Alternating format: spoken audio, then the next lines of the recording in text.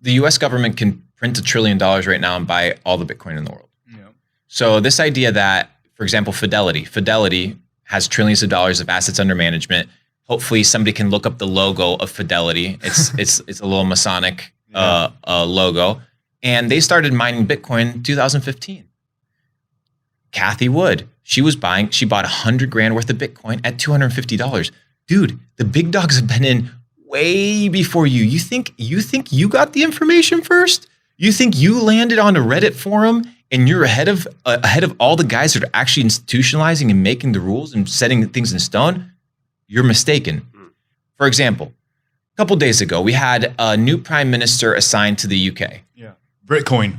There you go. And now they're going to push a CBDC. I was sitting with the head, and hopefully you come out to the next mastermind. I was sitting out. We did the Phuket we did the mastermind in Albania, and I brought out a gentleman by the name of last name Fulani, and he's the governor of the Central Bank of Albania. He's the one that signs the money that goes out. I asked him 3 questions. The first one, I said, Mr. Fulani, do central banks run the world? And he said, well, I can't answer that, but what I can tell you is what JP Morgan said. JP Morgan said, whoever controls the money controls the world. 1. The second question I asked him was, is Bitcoin money? And he said, well, what are the functions of money? It has to be a value. It has to be a means of exchange. It has to have a store of value, things of this nature. So Bitcoin, by definition, is money. The third question I asked him, because he's a globalist, and I still talk to these people because I'm here to learn. I'm a student mind. I asked them, World Economic Forum, 2030, all these things. Is it going to happen? He said, undoubtedly it's going to happen.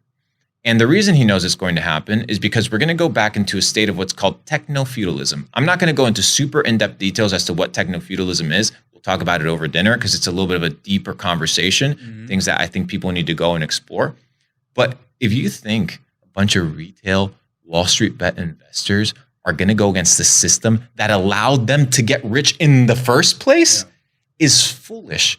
These guys control everything, and they're going to continue controlling everything because you're not disciplined enough to get your act together to compete. What, you think you're going to compete with these guys that are quants that are running hedge funds worth billions of dollars by reading 2 books a year? By hanging out with scrubs all day? Dude, you're so far behind. People can't even comprehend how weak they truly are.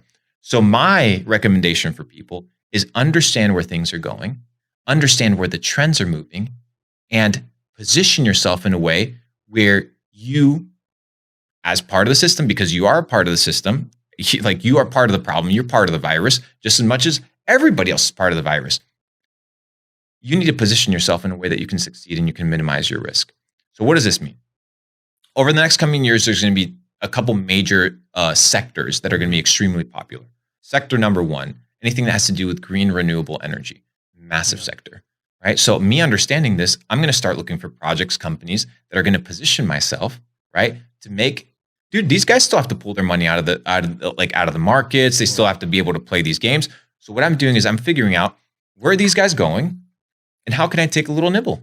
I'm not here to fight. We said it before, right? If this idea that you died, nothing matters in this life, then why am I going to be focused all my attention on trying to disrupt the machine? Yeah. Dude, what sort of God complex do you have that you think that you're going to disrupt the machine? You're a cog in the machine. You don't even know. But when you have the humility to recognize you're a cog in the machine, you have to figure out, well, how do I capitalize? And how can I make sure that the people around me don't get fucked, don't get finessed by the system, don't get famoosed? Because so many people are.